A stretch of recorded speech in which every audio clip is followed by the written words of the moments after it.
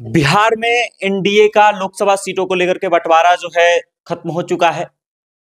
Result आ चुका है कि बंटवारे में किस पार्टी को कितनी सीट मिली है। हमने आपको पहले भी एक वीडियो के माध्यम से बताया था कि भारतीय जनता पार्टी लगभग 17 सीटों पर चुनाव लड़ने वाली है और वही बात हुई।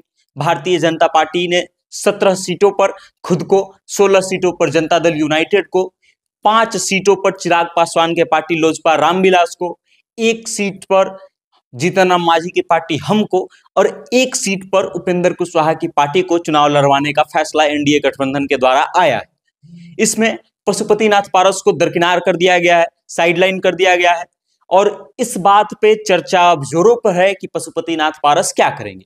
आपको बता दें कि 2014 से पशुपतिनाथ पारस जो हैं लगातार एनडीए गठबंधन में थे। पिछली बार जब वो लोकसभा चुनाव जीते थे तो प्रधानमंत्री नरेंद्र मोदी की कैबिनेट में केंद्रीय मंत्री भी वो थे।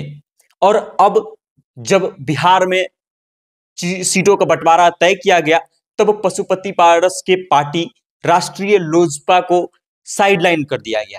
मतलब ये कि पिछली बार जो व्यक्ति कैबिनेट में मंत्री था, अब की बार उसको एनडीए गठबंधन में 1 सीट पे भी चुनाव लड़ने का मौका नहीं दिया गया है। जब सोमवार की शाम को इस बात की घोषणा हुई कि एनडीए गठबंधन का सीट फाइनल किया जा चुका है और किस पार्टी को कितनी सीटें मिली है, तब पशुपतिनाथ पारस ने एक प्रेस कॉन्फ्रेंस किया। दिल्ली में वो थे और वहीं से उन्होंने प्रेस कॉन्फ्रेंस किया और उन्होंने ये घोषणा किया कि हम लोकसभा चुनाव लड़ेंगे, हाजीपुर से ही लड़ेंगे।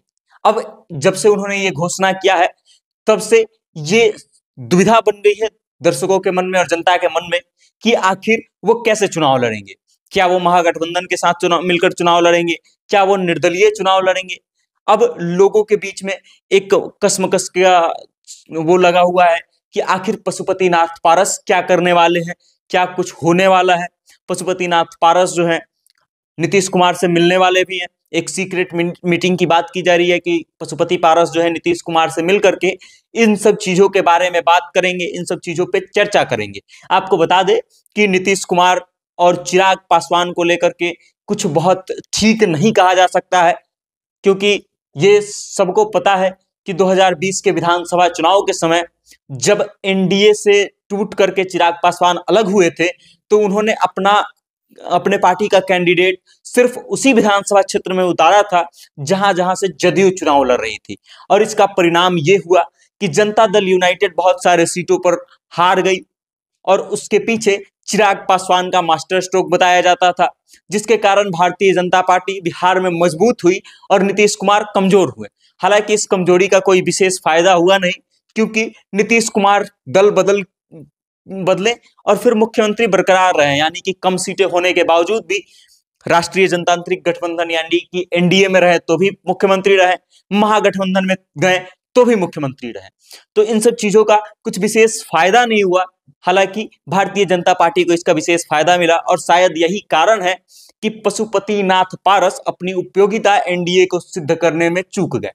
चिराग पासवान वो कड़ी थे जिसको अगर एनडीए इस बार छोड़ती तो हो सकता था कि एनडीए को भारी नुकसान हो सकता था, क्योंकि खबरें आ रही थी कि महागठबंधन जो है लगातार चिराग के साथ संपर्क में है, चिराग पासवान के साथ संपर्क में है और चिराग पासवान को अच्छे खासे सीटों का ऑफर दिया जा रहा है।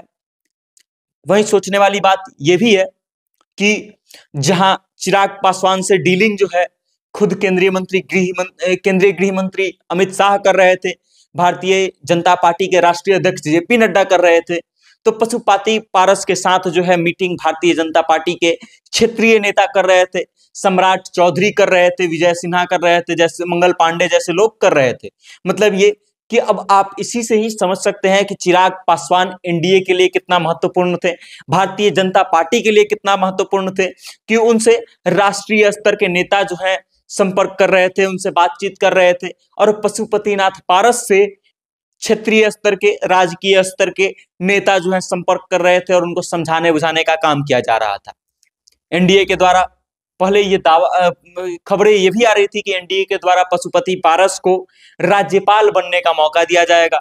मतलब ये कि उनको लोकसभा में कोई सीट इसलिए नहीं दिया गया क्योंकि एनडीए की तरफ से उन्हें एक लॉलीपॉप दे दिया गया है कि किसी राज्य में राज्यपाल बना दिया जाएगा आपको और आप लोकसभा चुनाव से साइड हट जाइए। खबरें ये भी थी कि हाजीपुर लोकसभा सीट को लेकर के चिराग पासवान और पशुपति पारस यानी कि चाचा भतीजे में जोरदार टक्कर चल रही थी कि आखिर चुनाव कौन लड़ेगा। अब जब एनडीए ने अपना घोषणा कर दिया है कि बिहार के 40 लोकसभा सीटों में कौन सा पार्टी किस जगह से चुनाव लड़ेगा, तो हाजीपुर लोकसभा सीट से चिराग पासवान को मौका दिया गया है। अब चिराग पासवान खुद लड़े या फिर अपने पार्टी के किसी कैंडिडेट को उतार दें चुनावी मैदान में, वो एनडीए से रहेगा। लेकिन पशुपति पारस ने जब से ताल ठोक दिया है कि हम भी हाजीपुर लोकसभा से ही चुनाव लड़ेंगे, तब से ये घटना और दिलचस्प हो गई है। अब सोचने वाली बात यह है कि पशुपतिनाथ पारस क्या करते हैं, क्या वो महागठबंधन में शामिल होते हैं, क्या वो निर्दलीय लोकसभा का चुनाव लड़ेंगे, और अगर महागठबंधन में शामिल होकर के चुनाव लड़ते हैं या फिर निर्दलीय चुनाव लड़ते हैं तो इसका असर क्या होगा।